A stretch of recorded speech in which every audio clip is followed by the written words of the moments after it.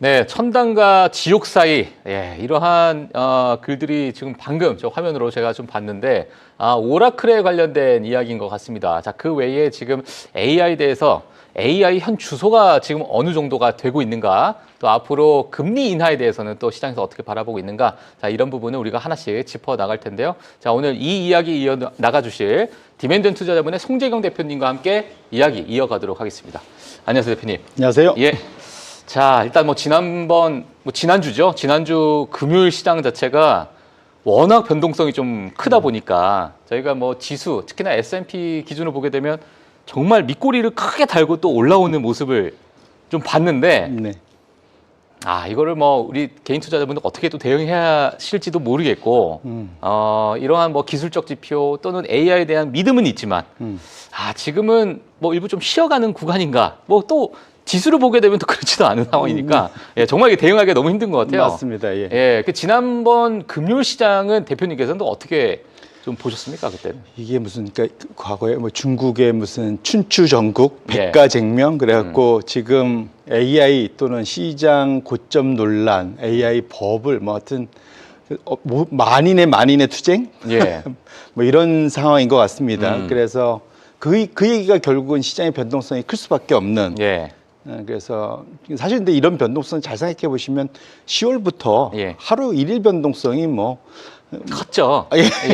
근데 이제 제가 아까 말씀드렸지만 암호화폐 시장도 지난 한 40일 동안에 물론 계속 박스권을 유지하다가 최근에 좀 무너지고 있는 그런 모습이 좀 나오긴 했는데 요즘에 주시장과 약간은 좀 같이 움직이는 듯한 느낌도 좀 들기도 해서 어떻게 보고 계세요, 암호화폐 시장은? 일단 전에도 한번 말씀드렸던 것 같은데 이 비트코인하고의 코릴레이션이 원래 이게 이제 우리가 기대한 것은 디지털 시대의 금이다.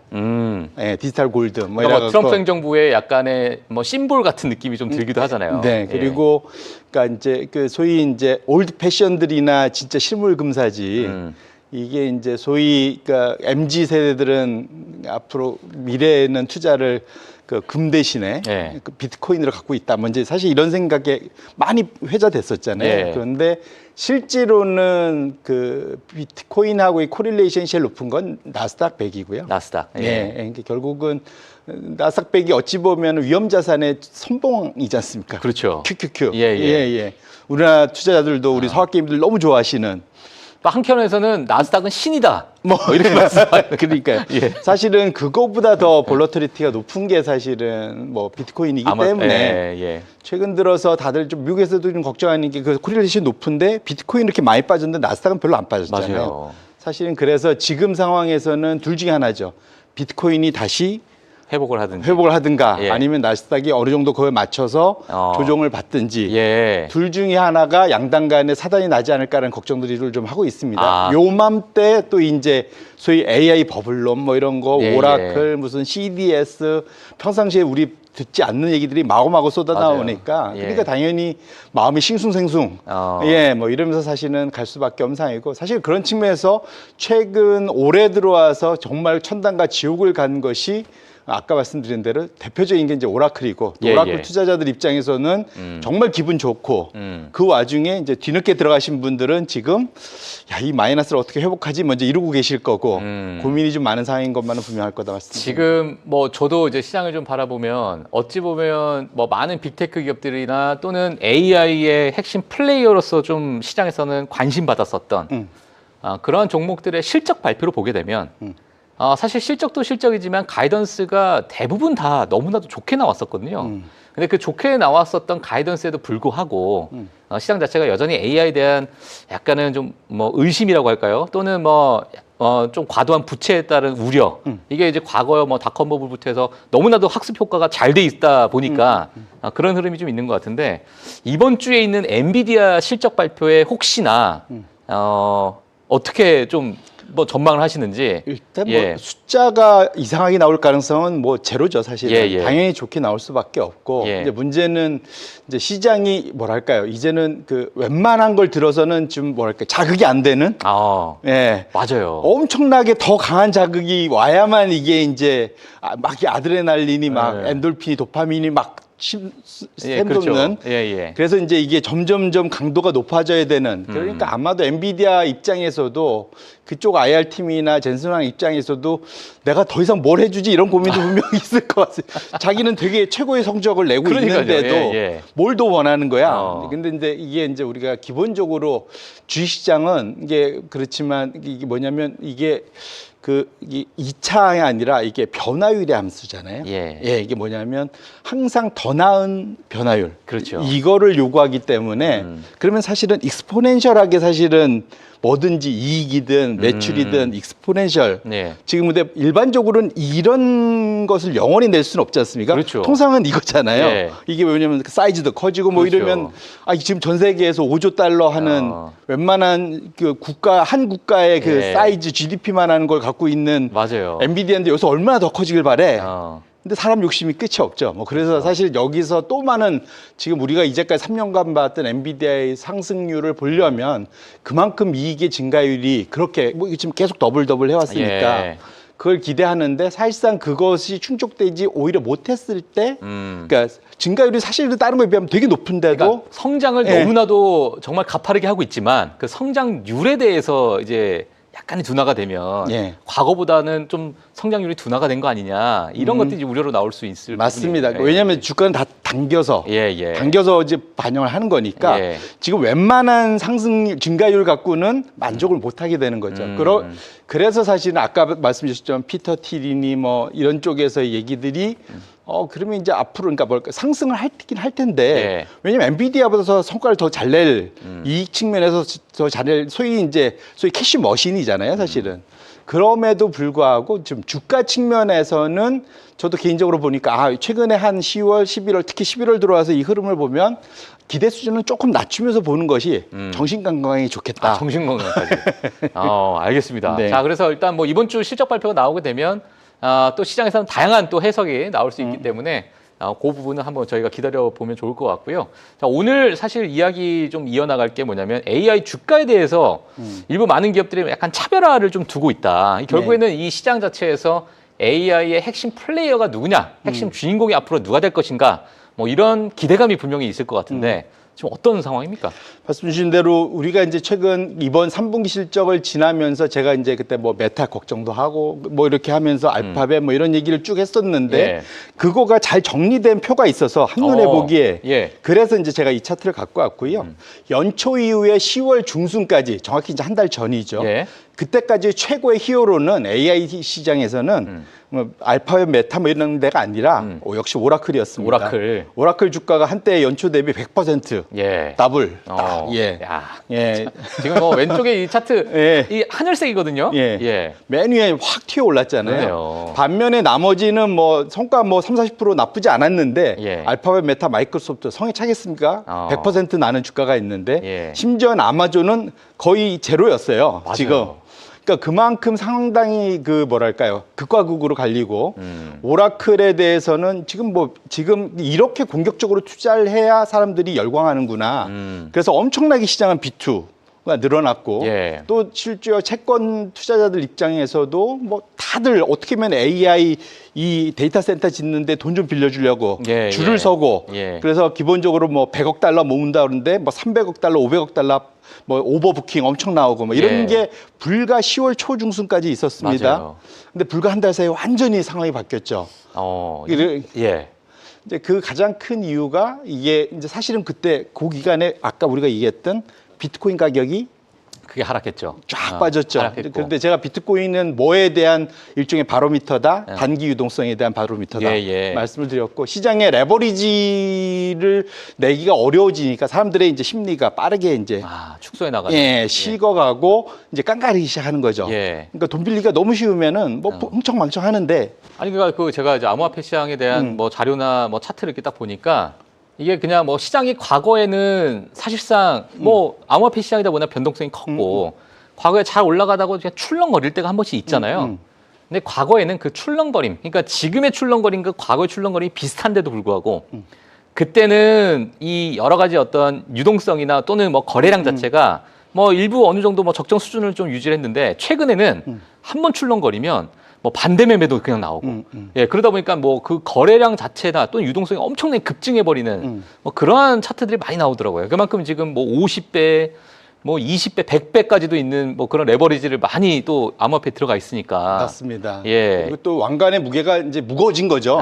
이전보다는 실제로 그러니까 소위 주류 마켓에 일부 들어와 있는 거잖아요. 예. 그러니까 그거와 연결돼 있는 돈들이 많아진 거잖아요. 네네. 사실은. 근데 또 원래 또 레버리지가 강한 자산이기 때문에 예. 레버리지가 그러니까 결국 레포하고 다 연결돼 있죠. 레포 시장이 마르고 그것이 결국은 그러니까 레버리지를 일으키기 어려워지니까 헤지펀드들이 움직일 룸이 적어지고 이것이 다 이제 사실 암호화폐나 이런 데 다 직격탄을 줬고 그게 이제 순차적으로 소위 빚내서 투자를 해야 되는 기업들한테는 이제는 이전보다는 소위 전에는 하트 눈으로 쳐다보다가 예. 도끼 눈을 뜨고 이제 보기 시작했다 이렇게 보셔야 될 것 같아요. 그러다 보니까 예. 정확히 한 달 새에 오라클의 주가가 보시면 우측에 지난 한 달입니다. 완전 반대가 됐네요. 예, 꼴찌가 됐죠. 30% 하락을 했고요. 반대로 아마존은 또 가장 최상위권으로 올라갔죠. 알파벳 다시 올라갔고요. 예. 그래서 우리가 워렌 버핏의 인증을 받은 이제 회사가 돼버렸습니다. 알파벳은 예. 이번에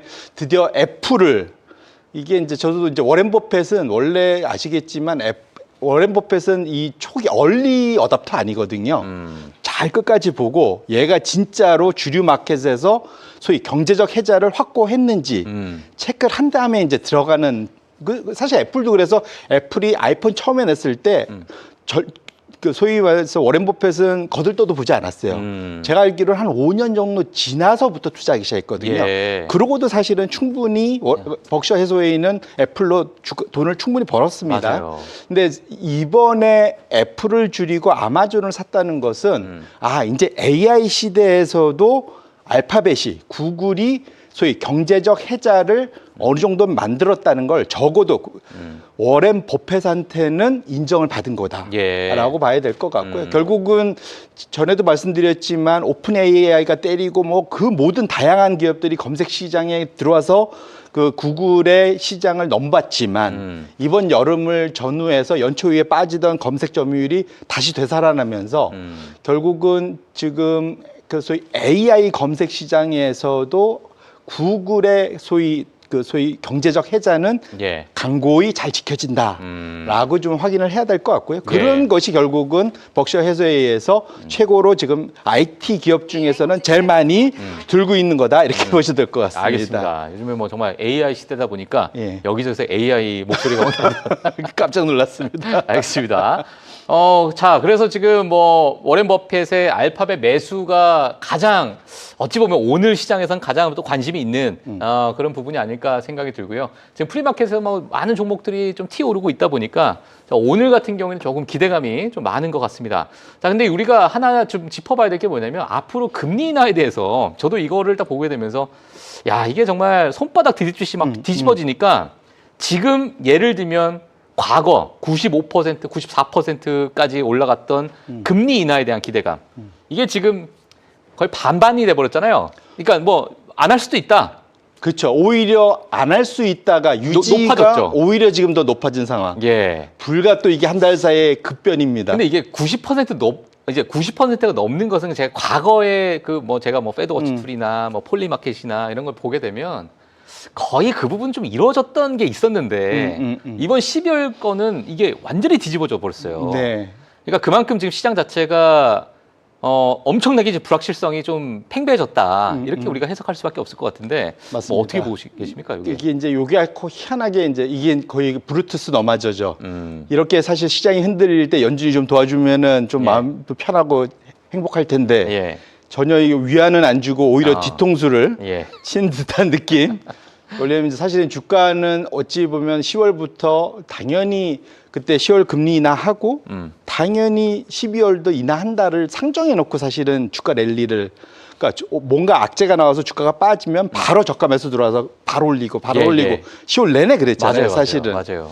그런데 이제 11월 들어오면서 연준 위원들의 발언들이 상당히 강경하게 확실히 바뀌었는데 가장 큰 이유 중에 하나가 지금 차트를 보시면 뭐 아시겠지만 이제 노컷이 불과 한 달 전에는 거의 제로에 가깝다가 54 됐고 그러니까 한 번 인하, 25bp 인하가 90% 넘어서 이제 46으로 아래로 이제 역전이 됐는데 완전 역전이 됐네요. 위에 폴리마켓도 보시면 정확히 한 달도 아니죠. 사실 정확히는 11월 들어서 이제 완전히 바뀌었죠. 맞아요. 그러면서 지금 완전 역전돼서 예. 유지가 51%로 급등하고 지금 인하가 거의 80-90%에서 지금 47%로 내려왔는데 사실 제가 요 시기를 좀 유추해 보면 정부 셧다운이 마무리가 되고 나서 뭐 백악관 대변인부터 시작해서 뭐 이제 뭐 나바로 고문부터 시작해서 아마 이 11월 달에 10월에 대한 뭐 고용 지표나 물가 지표를 보기 힘들 수도 있다라는 그 발언이 나오면서 완전히 갑자기 뒤집어졌던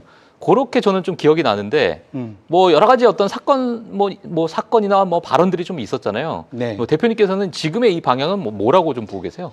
1차적으로는 소위 이제 그 사이에 소위 민간 고용 지표들이 발표된 게 변동성이 되게 컸죠. 근데 사실 고용 지표가 확실히 좀 안 좋긴 합니다. 예. 그만 보면 인하해야 될 것 같은데 네네. 그것 때문에 뭐 소위 뭐 고용 지표가 나쁘게 나오면 오히려 시장을 환호하면서 예. 주가는 올라가고 뭐 그랬던 걸로 기억을 하는데 예.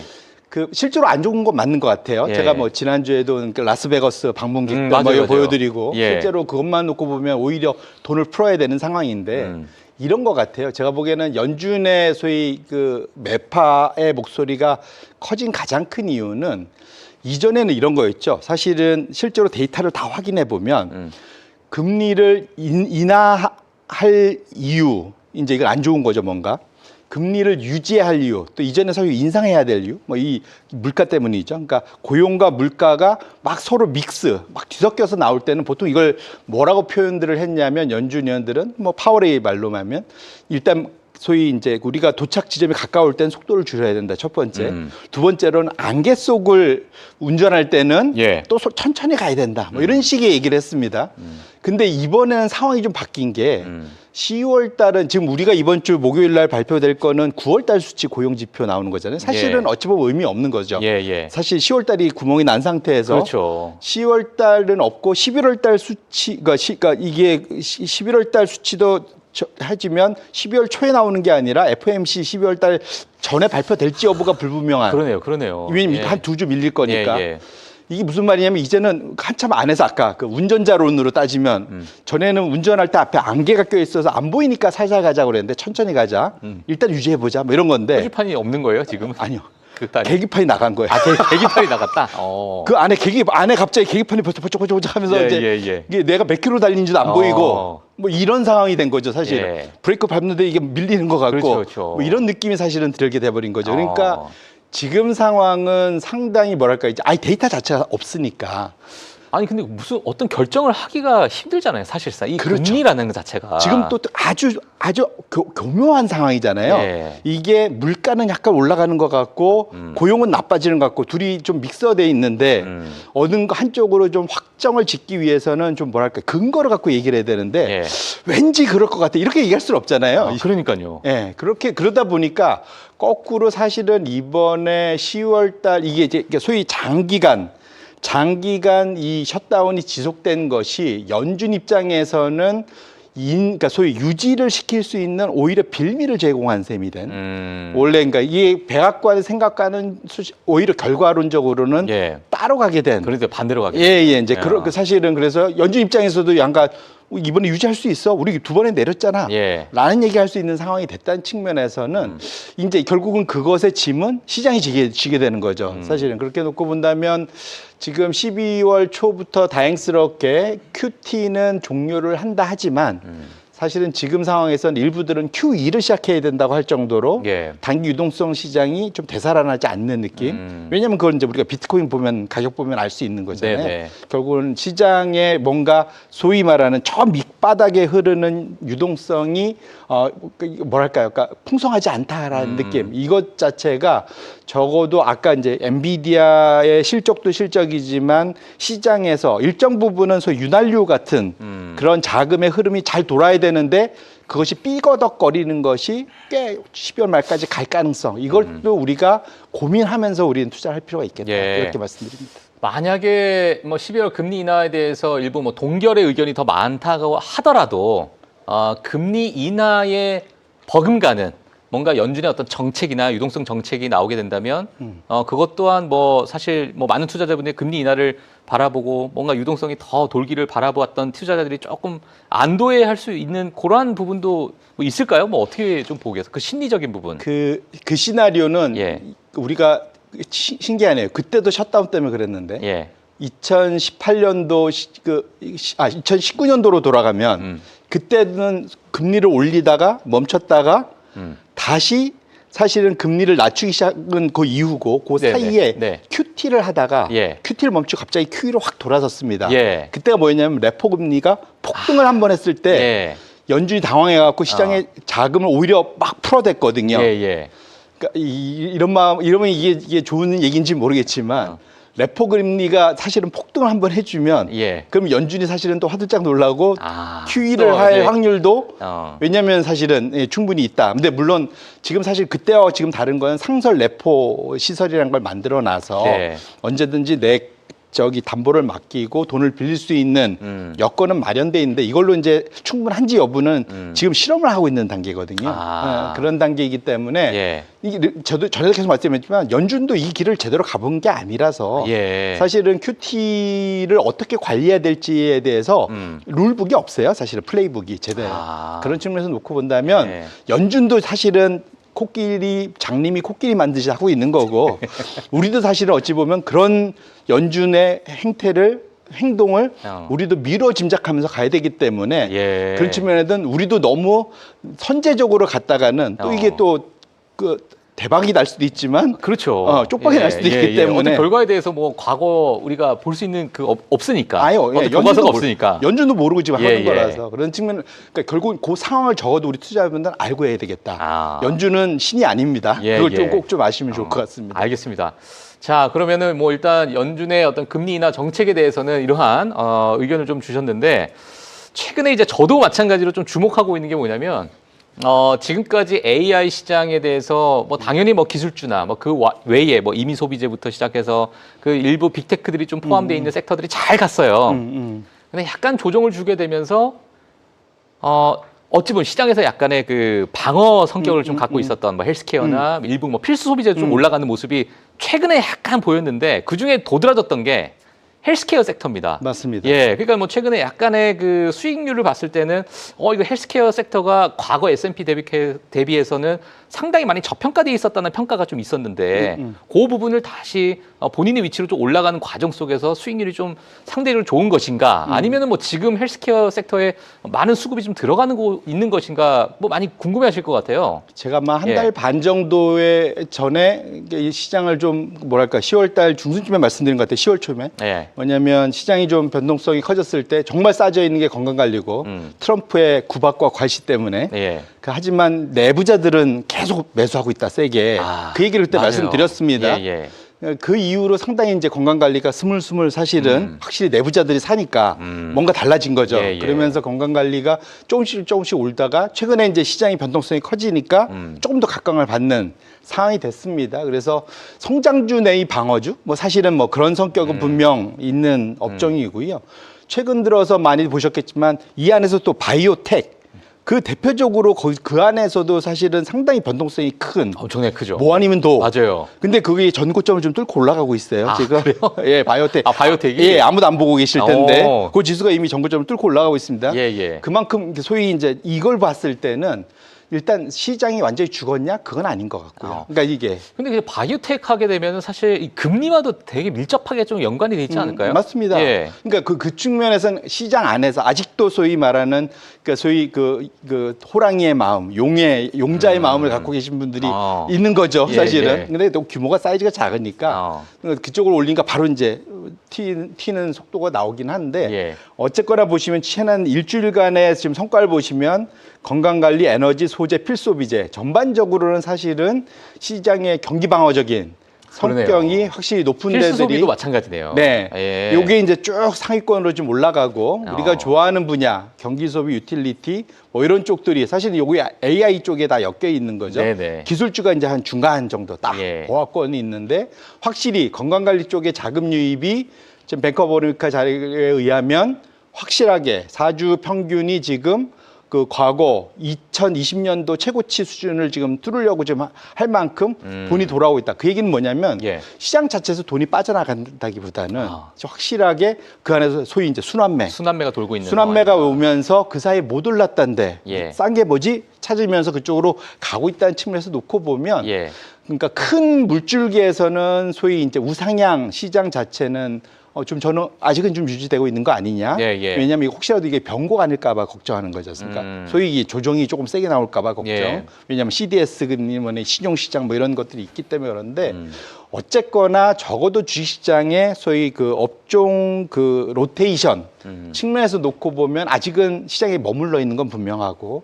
그 안에서 상당히 좀 싼 대로 지금 돌아가고 있다는 측면에서 놓고 본다면 어찌 보면 이제 이 포트폴리오를 좀 다변하고 있다 투자자들은 그런 것들이 건강관리 쪽에서 사실은 여기 일주일이지만 한 달로도 1등입니다. 그런 측면에서 놓고 보면 확실하게 시장은 조금은 연말까지는 산타 랠리를 방어적인 업종을 가지고 달리는 쪽으로 선택을 한 거 아닌가 개인적으로 그렇게 생각을 해보고 근데 있습니다. 지금 뭐 연말까지 일부 이렇게 포트폴리오가 다변화되고 있다라는 것은 뭐 어찌 보면 좀 공교롭게도 지금 3분기 실적 발표가 나오고 뭐 괜찮은 뭐 실적 가이던스도 내놨지만은 여러 가지 뭐 불확실성도 분명히 있는 상황이고. 그렇죠. 맞습니다. 그러니까 이제 시장 자체가 좀 불안하다 보니까는 이 포트폴리오를 다변화시키는 뭐 그런 상황일까요? 뭐 아니면 AI에 대해서 뭐 물론 뭐 CDS 프리미엄이나 아니면 여러 가지 이게 AI가 지금 너무 좀 과도하다. 뭐 일부 약간의 거품이 좀 껴있는 게 아닌가. 뭐 이런 뷰라고 생각하세요? 어떻게 보고 계세요? 일단은 좀 확인하고 가고 싶은 거겠죠.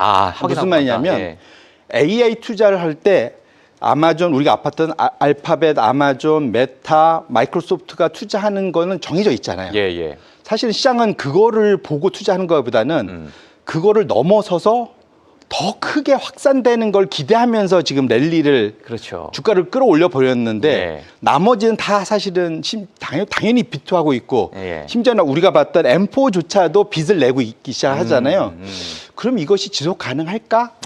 라는 것에 대한 것을 좀 확인하고 싶다. 첫 번째. 두 번째로는 이번에 오픈 AI와 관련된 마이크로소프트의 3분기 실적을 봤더니 쟤 혹시 돈 먹는 하마 맞네. 맞아요. 그 규모가 얼마나 정도 될지 이게 마이크로소프트가 얘기 안 해주는 거 확실히 알 수는 없는데 이거는 아마 이제까지 우리가 알고 있는 것보다 캐시번이 좀 더 강한 것 같다. 그러면 이게 한번 자금이 말리면 오픈 AI가 지금 뿌려놓은 지금 사실은 지불되지 않은 어음이 엄청 많잖아요. 이걸 우리가 믿고 계속 우상향을 그려도 될까라는 고민이 있다 보니까 당연히 그래서 당분간은 AI에 대해서 이제 소위 체크앤밸런스를 하려고 하는 거라고 저는 해석을 하고 있고요. 그런 측면에서 놓고 보면 그 사이 못 올라서 그 캐시플로우 좋고 값싼 그런 업종이 있으면 굳이 왜 무리해. 좀 딴 데로 넘어가서 좀 쉬면서 갈 수 있지. 충분히 생각해 볼 수 있지 않겠습니까? 그래서 지금 글로벌 투자자들의 생각이 자금의 흐름이 글로 가고 있다면 우리도 굳이 그걸 연어처럼 거슬러 올라갈 필요는 없지 않을까. 왜냐하면 최근 한 달간 보니까 우리나라 투자자들이 제가 전에 말씀드린 서학개미가 지금 미국의 웬만한 투자자보다 더 잘하거든요. 근데 그만큼 거꾸로 말하면 시장이 조금 생각 반대로 가면 좀 많이 다칠 수 있습니다. 최근 한 달간 제일 많이 산 게 보니까 메타더라고요. 그래요? 정확한 저가 매수를 한 거죠. 근데 아직까지는 그 성과를 못 내고 있습니다. 대체적으로 보면. 왜냐하면 이제까지 메타도 빠졌을 때 사면은 항상 되돌렸으니까요. 근데 지금은 뭐랄까요? 우리가 조금 조심해야 될 거는 이제 비투하는 것에 대해서는 메타도 지금 빚이 많다고 이제 우리가 느껴지는 거잖아요. 그래서 데이터 센터의 비투에 관련해서는 일정 부분은 좀 뭐랄까요? 우리도 매의 눈으로 볼 필요는 분명히 있겠다. 조금은 이렇게 말씀드립니다. 알겠습니다. 일단 뭐 지금 최근에 많이 늘어나고 있는 부채에 관련해서 조금 좀 냉철하게 바라보는 관점을 현재 좀 가지시는 게 어떨까 이런 메시지를 좀 전달해 주셨고요. 그리고 헬스케어 업종에 대해서 최근에 좋은 수익률을 현재 보이고 있고 포트폴리오를 다변화하는 그런 관점으로 나가고 있다. 이렇게 정리를 좀 해보시면 될 것 같습니다. 자, 이번 주 뭐 아마 많은 분들께서 또 미국 시장을 너무나도 관심 있게 바라보는 한 주가 되지 않을까 생각이 들고요. 또 어떤 이야기 있는지 저희가 다 모아서 다음 주에 또 대표님과 함께 이야기 나누는 시간 가져보도록 하겠습니다. 자, 지금까지 디멘전 투자자문의 송재영 대표님이었습니다. 다음 주에 뵙도록 하겠습니다. 감사합니다. 고맙습니다.